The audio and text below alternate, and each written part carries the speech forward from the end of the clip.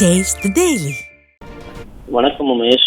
பல்கலைக்கழக உறுப்பு கல்லூரிகளில் பணியாற்றி வரக்கூடிய ஆசிரியர்கள் அல்லாத பணியாளர்களுக்கு கடந்த 8 மாதங்களுக்கு மேலாக ஊதியம் வழங்கப்படாமல் இருப்பதாக பாதிக்கப்பட்டவர்கள் வேதனையோடு அனைத்திந்திய அண்ணா திராவிட முன்னேற்ற கழகத்துடைய பொதுச் செயலாளர், சட்டமன்ற எதிர்க்கட்சித் தலைவர், முன்னாள் முதலமைச்சர் புரட்சித் தமிழர் எடப்பாடி கே பழனிசாமி அவர்களை சென்னை பசுமை வழிச்சாலை இருக்கக்கூடிய சந்தித்து தங்களுடைய வேதனையை வெளிப்படுத்தி இருக்கிறார்கள்.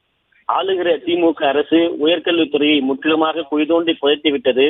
ஏற்கனவே பல்கலைக்கழகங்களில் குறிப்பாக சென்னை பல்கலைக்கழகம், அதே போன்று திருநெல்வேலி, கோயம்புத்தூர் உள்ளிட்ட திருச்சி உள்ளிட்ட பல்வேறு பகுதிகளில் இருக்கக்கூடிய பல்கலைக்கழகங்களிலே பணியாற்றக்கூடிய ஆசிரியர்கள், பேராசிரியர்கள், அந்த பல்கலைக்கழகங்களிலே ஆசிரியர்கள் அல்லாத பணியிருக்கக்கூடிய ஊழியர்கள் என வீதியில் இறங்கி போராட்டம் நடத்தி இருக்கிறார்கள். அண்மையில் கூட சென்னை பல்கலைக்கழகத்தினுடைய நிரந்தர வைப்புத் தொகையில் இருந்து ஓய்வு பெற்ற அந்த பணியாளர்களுக்கு அவர்களுக்கான அந்த சேவையை பணத்தை வழங்குவதற்காக எடுக்கப்பட்டதாக மிகப்பெரிய அளவில் குற்றச்சாட்டு எழுப்பப்பட்டிருக்கு.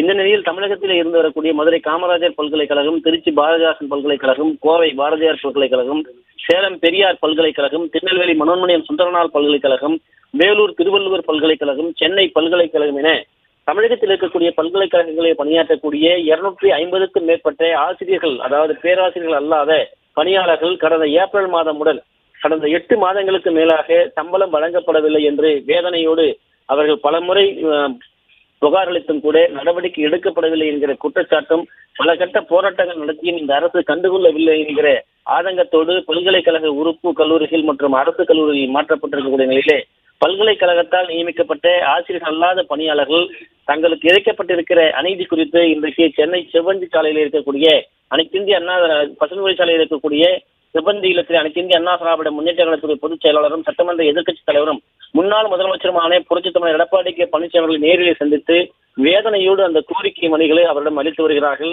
தங்களுக்கு 8 மாத காலமாக சம்பளம் வழங்கப்படவில்லை என்றால் தங்களுடைய குடும்பத்தை எப்படி நடத்துவது?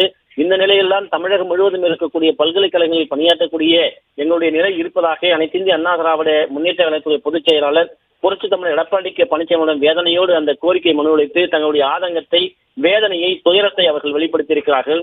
அதனை கருணையோடு அனைத்திந்திய அண்ணா திராவிட முன்னேற்ற கழகத்துடைய பொதுச் செயலாளர் புரட்சித் தமிழர் எடப்பாடி கே பழனிசாமி கேட்டறிந்து உங்களுடைய கோரிக்கை நிச்சயமாக இந்த அரசினுடைய கவனத்தை கொண்டு செல்லப்படும், நிறைவேற்றப்படும் என்கிற உறுதி அளித்ததோடு நீங்கள் கவலைப்படாமல் செல்லுங்கள் என்ற ஒரு வாக்குறுதி அதிமுக பொதுச் செயலாளர் அளித்திருக்கிறார். 2026 எங்களுடைய ஒட்டுமொத்த வாக்குகளும் அனைத்திந்திய அண்ணா திராவிட முன்னேற்ற கழகத்திற்கு தான் நாங்கள் அளிப்போம் என்கிற அந்த வாக்குறுதியை அங்கு வந்த அந்த பணியாளர்கள் அனைவருமே தெரிவித்திருக்கிறார்கள். இந்த நிலையில் அந்த கோரிக்கை மனுவை பொதுச் செயலாளர் வழங்கிவிட்டு வெளியே வந்த பிறகு அவர்கள் செய்தியாளர் சந்தித்து பேட்டி அளித்திருக்கிறார்கள். அந்த காட்சியை தற்போது பார்க்கலாம். ரெகுலராக தர வேண்டிய பட்ஜெட்டு இதுவரையும் வரல. 2025 மார்ச்ல இருந்து இதுவரையும் எங்களுக்கு சேலரிக்கான, அதாவது மிக குறைந்த ஊதியமான அந்த ஊதியத்தையும் தராமல் அரசு இன்னும் பட்ஜெட் அறிவிக்காமல் இருக்குது. இதுவரையும் எங்களுக்கு அந்த சேலரிக்கு உண்டான எந்த ஒரு முகாந்திரமும் இல்லை, எந்த ஒரு நடவடிக்கையும் இதுவரை அரசு எடுக்காமல் இருக்குது. பல்கலைக்கழகத்தால் நியமிக்கப்பட்ட ஆசிரியர்களா பணியாளர்கள் எங்கள் ஜிஓ பிரகாரம் சம்பந்தப்பட்ட பல்கலைக்கழகத்துக்கு திருப்பி எடுத்துக்கணும்னு சொல்லி அரசாணையில் இருக்குது. ஆனால் அந்த அரசாணையை இதுவரையும் கவர்மெண்ட் இம்ப்ளிமெண்ட் பண்ணலை. ரெண்டாவது, அரசு பார்த்தீங்கன்னா எங்களை அவுட் சோர்சிங்கில் ஒர்க் பண்ணணும்னு சொல்லி நிர்பந்திக்குது. அதுவும் இல்லாமல் நேற்றைய வரையும் பார்த்தீங்கன்னா எங்களை பிடிஏல ஒர்க் பண்ண சொல்லி அரசு நிர்பந்திச்சுக்கிட்டு இருக்கு. ரெண்டாவது, இப்போ இந்த 8 மாத சேலரி விடுவிக்கிறதுல என்ன ப்ராப்ளம் இருக்குன்னு எங்களுக்கு தெரியல. இதுவரையும் எங்களுக்கு ஊதியம் என் கைக்கு சேரலை.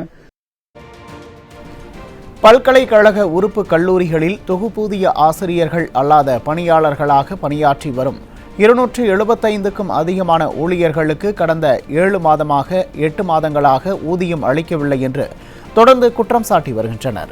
இந்த நிலையில் பாதிக்கப்பட்ட தொழிலாளர்கள் சென்னை பசுமை வழிச்சாலையில் உள்ள அதிமுக பொதுச் செயலாளரும் சட்டமன்ற எதிர்க்கட்சித் தலைவருமான எடப்பாடி கே பழனிசாமியை நேரில் சந்தித்து தங்களது கோரிக்கைகளை முன்வைத்தனர்.